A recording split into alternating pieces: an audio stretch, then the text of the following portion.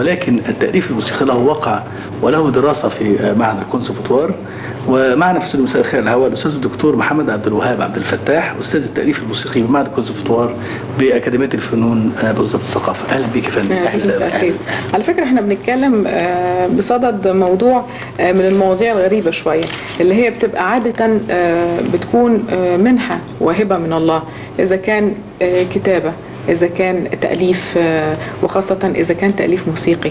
عندما نتحدث عن معهد الكونسرفتوار ونقول أستاذ التأليف دي طبعا مش كل واحد عنده قدرة على التأليف الموسيقي، فإزاي بيكون مادة بتدرس؟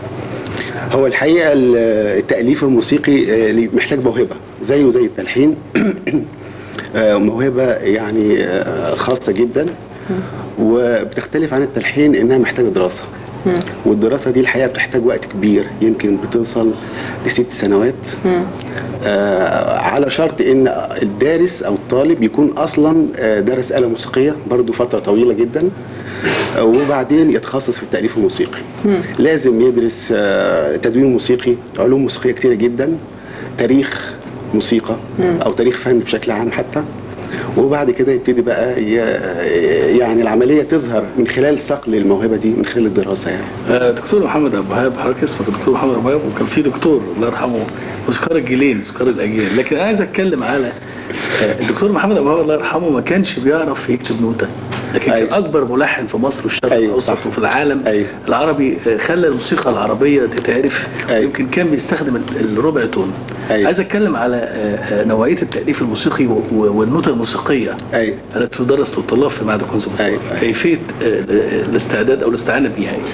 هو طبعا زي ما حضرتك بتقول التلحين ده موهبة، يعني أي موسيقار عنده هذه الملكة يقدر ينغم الكلمة أيا كانت هذه الكلمة، يقدر يحط النغم اللي يناسب درامية الكلمة، دي موهبة. فممكن ان انا من خلال آلة موسيقية وليكن العود، يعني هو اشتهر ان في الموسيقى العربية ان العود بيبقى هو الآلة الرئيسية كآلة تلحين يعني، وبينغم.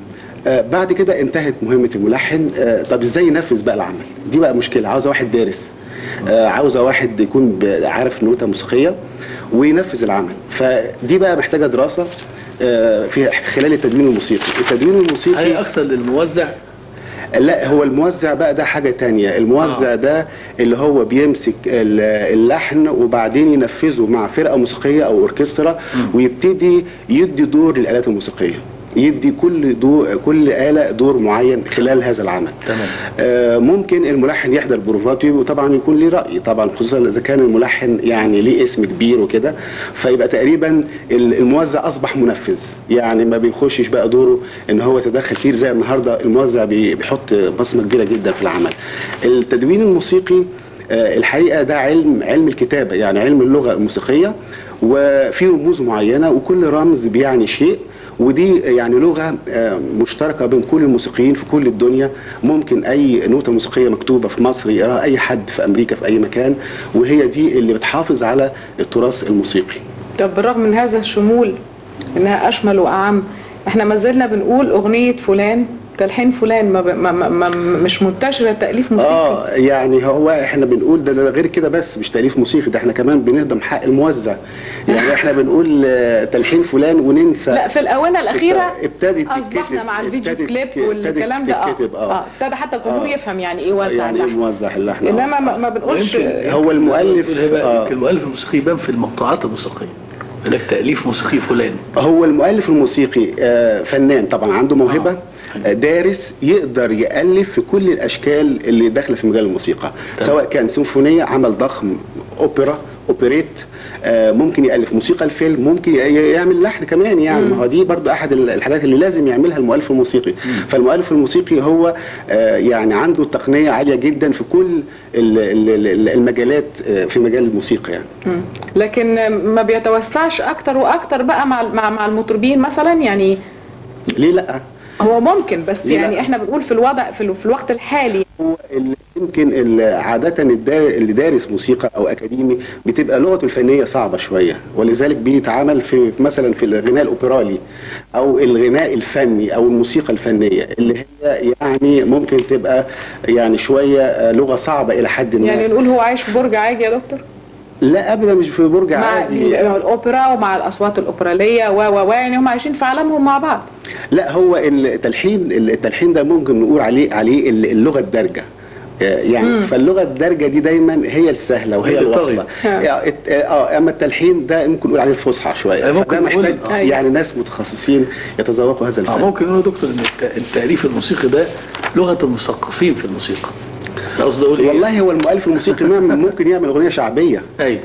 بس هي تقسيم في السوق الفني، يعني هو تقسيم خطأ يعني انا ممكن اعمل اغنيه شعبيه ولكن ممكن تبقى برضو فيها بعض الادوات الفنيه اللي قد يتصور البعض ان دمها تقيل يعني. ايوه. طب انا عايز اقول، هل ممكن ربط الموسيقى دي مثلا باحدث تقنيات التكنولوجيا يعني والطب والحاجات دي، ولا طبعا دي واخده شكل معين ان هي طبعا حاجات الكلاسيكيات وكده؟ طبعا هو النهارده الموسيقى طبعا زي في كل زمن ارتبطت جدا بالتكنولوجيا، ودلوقتي اصبح الكمبيوتر وسيط رئيسي تدخل في عمليه الابداع الفني. والنهارده اصبحت الموسيقى مش بس ليها وظيفه الفن دخلت كمان في انها تبقى ليها وظيفه، يعني بما نقدر نسميه الموسيقى التطبيقيه، بحيث فعلا يكون ليها دور يعني مقاوم في المجتمع. وده بيتطلب ان الموسيقى لازم تتعامل مع فنون اخرى، وخاصة فنون الرؤية وفنون السينما. وابتدت الفن الموسيقى النهاردة ما بيتقدمش بس في القاعات، ابتدى يتقدم في الاماكن المفتوحة وفي الميادين. لا في الميادين، في يعني العامة والشوارع، بين الآثار ابتدت تتعمل مثلا احتفالية كبيرة. وده متطلب يعني ناس متخصصين في فن الموسيقى، مخرجين يعني درسوا هذا التخصص وهذا الفن. وطبعا ده بيتقدم، بس ده دكتور بيتقدم بره مش هنا. هو انا حقيقه يعني بدات اعمل حاجات زي كده في موسيقى الكمبيوتر والموسيقى الالكترونيه في الاوبرا، وابتديت يعني ان انا اوجد يعني شويه جمهور، ومع الوقت ان شاء الله اتعشى من ان شاء الله تنتشر يعني. ان شاء الله. نشكرك يا دكتور، ولينا لقاءات اخرى. مساء الخير. مساء الخير.